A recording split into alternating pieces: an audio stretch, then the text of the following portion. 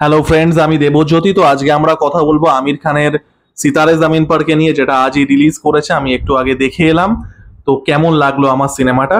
দেখুন, আমার সিনেমাটা এক কথায় বললে খুবই ভালো লেগেছে। তবে এই ভালো লাগাটা অন্য একটা সিনেমা ভালো লাগার থেকে আলাদা। আমি এটা জেনেই গেছিলাম আমার কেমন লাগতে চলেছে। অরিজিনাল যে সিনেমাটা ছিল ক্যাম্পিওনিস, স্প্যানিশ সিনেমা 2018 সালে, সেটা আমি দেখেছিলাম লকডাউনের সময়, যখন অন্যান্য অনেক মানুষের মতো আমারও মেন্টাল হেলথের অবস্থা খুবই খারাপ ছিল। আমার তো স্পেশালি খারাপ ছিল, কারণ তার আগে আগেই আমার বাবা মারা গেছিলেন। এবং আমি কি করছিলাম, I was watching this feel good films, heart warming films, to keep myself sane, mentally sane থাকার জন্য আমি এই জাতীয় সিনেমা দেখছিলাম। তখন ক্যাম্পিওনিস আমি দেখি, আমার খুবই ভালো লাগে। এবং এটা ট্রেলার রিভিউর সময়ও আমি বলেছিলাম যে এই সিনেমাটা কিন্তু প্রিটেন্ডও করছে না যে এটা রিমেক নয় বা এটা অন্যরকম অ্যাডাপ্টেশন করতে চলেছে, মানে অ্যাডপ্ট করে অন্যরকম ভাবে একটা প্রেজেন্ট করতে চলেছে। আপনারা যদি সিতারে জামিন পারের ট্রেলার দেখে থাকেন এবং আপনারা যদি ক্যাম্পিওনিজের যে কোনো ভার্সান, যে কোনো ইটারেশন দেখে থাকেন, তাহলেই বুঝতে পারবেন যে এটা কিন্তু একটা খুবই ক্লোজ, বলা যায় ফ্রেম টু ফ্রেমই কপি। কিছু সামান্য জিনিস এক্সিকিউশন লেভেলে চেঞ্জ করা হয়েছে, সেটাতে আমি পরে আসছি। But more or let's it's a frame two frame remake. এবং এরা কিন্তু সেটা প্রিটেন্ডও করেনি। আমরা অনেক সময় দেখতে পাই যে রিমেক হওয়া সত্ত্বেও জিনিসটাকে গোপন করার চেষ্টা করা হয়। বেবি জনের সময় শোনা গেছিল যে এটা একটা অ্যাডপ্টেশন, বা দেবার ক্ষেত্রে ট্রেলারটা এমন ভাবে কাটা হয়েছিল যাতে দেখে মনে হয় মুম্বাই পুলিশের সাথে কোনো রকম সম্পর্ক নেই। এখানে কিন্তু এগুলো করা হয়নি। They are very upfront about it যে এরা ক্যাম্পিওনিজে রিমেক করছে, এবং এটা অ্যাকচুয়ালিতে রিমেক ফ্রেম বাই ফ্রেম। এবং এটা কিন্তু আমার সিনেমাটা খুবই ভালো লেগেছে। আমি এই কথাগুলো বললাম তার কারণ অনেকেই রিমেক শুনলে নাক সিটকান, বা রিমেক শুনলে আপনাদের মনে হতেই পারে তাহলে আমরা অরিজিনালটা দেখবো, আমরা রিমেকটা কেন দেখবো। আমি এই জন্য এই কথাগুলো বললাম, ঠিক আছে? যে দেখুন, একটা সিনেমা আপনি একটা সিনকে রিক্রিয়েট যদি করতে যান, সেটা তো শুধুমাত্র যে জিনিসটা স্ক্রিনে হচ্ছে সেটা রিক্রিয়েশন নয় না। আপনাকে তো জিনিসটার মধ্যে ইমোশন আনতে হবে, যেটাকে জান আনা বলি আমরা, to put life inside that scene. সেটা কিন্তু করা ডিফিকাল্ট। এটা কিন্তু ফ্রেম বাই ফ্রেম হলেও এটা খুব সাকসেসফুলি সেটা করতে পারে। আপনি, আমার তো সিনেমাটা দেখা, আমার ক্যাম্পিওনিস দেখা, যেটা বললাম লকডাউনের সময় দেখেছিলাম। আমার কিন্তু সিনেমাটা দেখা হওয়া সত্ত্বেও, অরিজিনাল সিনেমাটা এবং ফ্রেম বাই ফ্রেম রিমেক হওয়া সত্ত্বেও, আমার জন্য কিন্তু সিনেমাটা ওয়ার্ক করেছে, বোথ অ্যাজ আ কমেডি এবং অন অ্যান ইমোশনাল লেভেল। তো এটা বলে নেওয়া ভালো। সিনেমাটার মধ্যে কিছু ফ্লজ অবশ্যই আছে, ওই এক্সিকিউশন লেভেলেই কিছু ফ্লজ আছে। বাট ওভারঅল কিন্তু খুব সুন্দর, খুব ফিল গুড একটা ফ্যামিলি ফিল্ম হয়েছে, যেখানে এই যে মানুষগুলো যাদের ডিসেবিলিটি আছে, যারা সমাজে যাদেরকে নর্মাল নয় বা অ্যাবনর্মাল দাগিয়ে দেওয়া হয়, তাদেরকে কোথাও গিয়ে দৃষ্টিভঙ্গি পরিবর্তনের যে প্রচেষ্টা, এবং সেটাকে একটা কমেডি ড্রামা, একটা একটা স্পোর্টস ফিল্ম, সেটার মাধ্যমে বলা হচ্ছে, সেটা করা হয়েছে। গল্পটা আপনারা ট্রেলার লেভেলে দেখেইছেন, বা যদি চ্যাম্পিয়ন্সের কোনো ভার্সন দেখে থাকেন তাহলেই জানেন যে আমির খানের ক্যারেক্টারটা সে কাইন্ড অফ খারুস টাইপের। এবার সে কি করছে, সে তার একটা অ্যাঙ্গার ম্যানেজমেন্ট ইস্যু আছে, এবং আমির খানের ক্যারেক্টার এখানে একটা দেয়া হয়েছে যে যেহেতু সে শর্ট হাইট, তো তার ওটা নিয়েও কমপ্লেক্স আছে। তো সে একটা অল্টারকেশনে জড়িয়ে পড়ছে, এবং অ্যাজ আ কমিউনিটি সার্ভিস শাস্তি হিসেবে তাকে এই ডিসেবলড যে টিমটা আছে তাদেরকে কোচ করতে হবে 3 মাসের জন্য।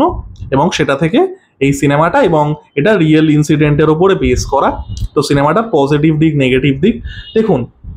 আমি প্রথমেই পজিটিভ দিক যেটা বলবো, সেটা হচ্ছে এই সিনেমাটা কিন্তু এই যে ডিসেবলড যে মানুষ, তাদেরকে না, মানে আমরা অনেক সময় কি দেখি যে এদেরকে খুব পিটির চোখে দেখায়, খুব মানে চলো। আপনারা কিন্তু এইভাবে, মানে you will not pity this characters, আপনি এই ক্যারেক্টার গুলোর সাথে হাসবেন। They are not pitied here. It is a very empowering film. আমরা বলি না পাঞ্চ আপ কমেডি, এটা এক্স্যাক্টলি তাই। এবং এখানে কিন্তু আমির খানকে আমি প্রশংসা করব। আমির খানের ক্যারেক্টারটাই কিন্তু বেশিরভাগ ক্ষেত্রে বার্ট অফ দ্য জোক যাকে বলা হয়, মানে যাকে নিয়ে জোক করা হয়, আমির খানই কিন্তু। তো এই যে এক্সিকিউশনটা, যে ডিসেবলড আর্টিস্টদের নিয়ে, এবং অ্যাকচুয়ালিতে ডিসেবলড যারা ব্যক্তিগত জীবনে, আপনারা যদি অরিজিনাল ক্যাম্পিওনিস ফিল্মের অ্যাথেনিয়া মাতার সাথে আমার ইন্টারভিউটা দেখেন, ওখানেও আমরা আলোচনা করেছিলাম যে like how was the experience of working with actual disabled artist. তো সেটা নেওয়া হয়েছে, এবং একটা ফিল গুড সিনেমার প্রেজেন্টেশন করা হয়েছে, যেখানে এই যে যাদেরকে আমরা নর্মাল নয় বা অ্যাবনর্মাল বলে দাগিয়ে দিই, কোথাও গিয়ে সেই সব মানুষদেরকে একটা দৃষ্টিভঙ্গি পরিবর্তন, একটা ইনক্লুসিভিটি, একটা এম্পাওয়ারিং, তো এই জিনিসটা কিন্তু খুবই ভালো লেগেছে। আমির খানের পারফরমেন্স দেখুন আমার ভালো লেগেছে। এবার আমির খানের যে কমেডি, যে brand of comedy Aamir Khan করেন সেটা একটু লাউড, সেটা মানে আন্দাজ আপনা আপনার মতো সিনেমাতেও, সেটা থ্রি ইডিয়টস এর মতো সিনেমাতেও, সব জায়গাতেই ওটাই আমির খানের ব্র্যান্ড অফ কমেডি। এখানে আমির খানের যে ক্যারেক্টারটা আছে সেটা অরিজিনাল সিনেমাটার সাথে একই রাখা হয়েছে। এবার ব্যাপারটা হচ্ছে এই ক্যারেক্টারটা, এটা প্রথমে খাড়ুস টাইপের ছিল, যে বাচ্চাদেরকে ভালোবাসে না, he doesn't want to have his children. এখানে ফাদারহুডের একটা আন্ডারলাইং থিম আছে আমির খানের ক্যারেক্টারটা। সে কোথাও গিয়ে সে মনে করে না সে নিজে বাবা হতে পারবে, মানে he doesn't want to become father biologically.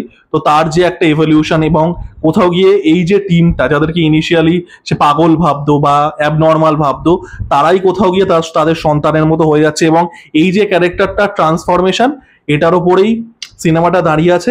আমির খানের পারফরমেন্স কোনো কোনো কমেডির জায়গায় একটু লাউড, আমি বলবো না প্রত্যেকটা জায়গাতে আমির খানের দুর্দান্ত, বাট ইমোশনাল মোমেন্টে আমির খান কিন্তু ভালো কাজ করেছেন।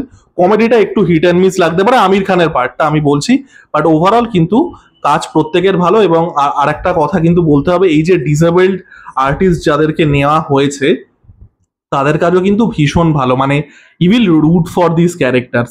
এটা তো একটা স্পোর্টসের সিনেমা, আমরা স্পোর্টসে কি দেখি যে আমরা কোন টিমটাকে রুট করছি, তাই না? Sporting is all about রুটিং for someone, তাই না? যে আমরা যাকে দেখছি আমরা অমুককে না হয় তমুককে রুট করব। তো এই ক্যারেক্টারগুলো ভীষণভাবে লাইকেবল, ভীষণভাবে rootable, will root for this character, এবং প্রত্যেকের কাজ খুবই ভালো। এরাই মূলত চরিত্র। জেনেলিয়া ডিসুজার ক্যারেক্টারটা এক্সটেন্ডেড ক্যামিওই বলা যায়, but it is nice to see Genelia D'Souza back on screen. আমি মানে যারা আমার বয়সী, সেই জানে তুরিয়া জানেন আর ওই সময় থেকে everyone had a crush on, মানে আমার যারা বয়সী everyone had a crush on Genelia D'Souza. It's nice to see her back on big screen. এবং যেটা বললাম তার মানে এক্সটেন্ডেড ক্যামিওই বলা যায়, এবং খুবই সুন্দর, খুবই ফিল গুড একটা সিনেমা, যেটা কিন্তু আপনাকে ভালো লাগাবে। আপনারা আবারও আমি যেটা বলছি, এটা একটা ফ্রেম টু ফ্রেম কপি। এই সিনেমাটা প্রিটেন্ডও করে না অন্য অনেক সিনেমার মতো যে এটা অরিজিনাল কিছু করছে। ইট is a frame two frame copy, but এই যে কপির মধ্যে একটা যে জীবন আনা, সিন বাই সিন রিক্রিয়েট করে দিলেই তো হলো না, এই যে একটা জীবন আনা, একটা ইমোশন আনা, একটা হিউমার আনা, সেটা কিন্তু খুব সাকসেসফুলি করতে পারে।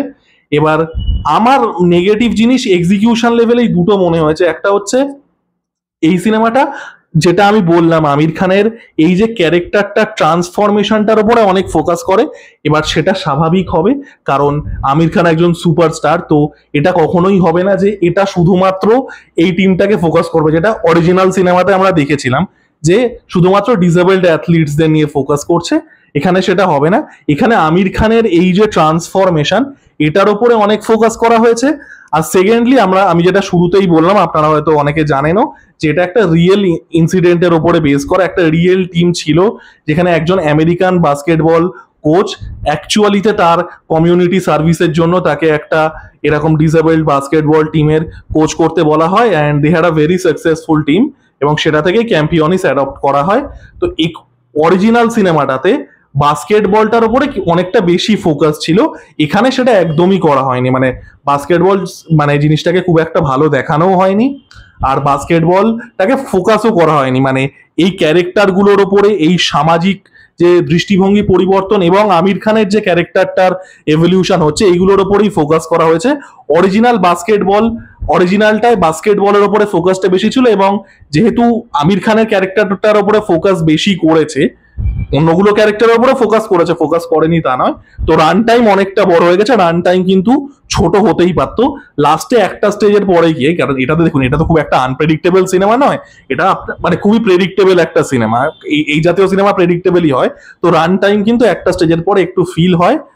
আর দু এক জায়গায় আমার মনে হয়েছে যে সাব প্লট গুলো একটু আন্ডারকুক, যেরকম উইদাউট স্পয়েলিং এনিথিং, আমির খানের মার একটা সাবপ্লট আছে, যেটা আবারও একটা দৃষ্টিভঙ্গি পরিবর্তনের চেষ্টা হয়েছে, বাট সেটা খুবই আন্ডার ডেভেলপ।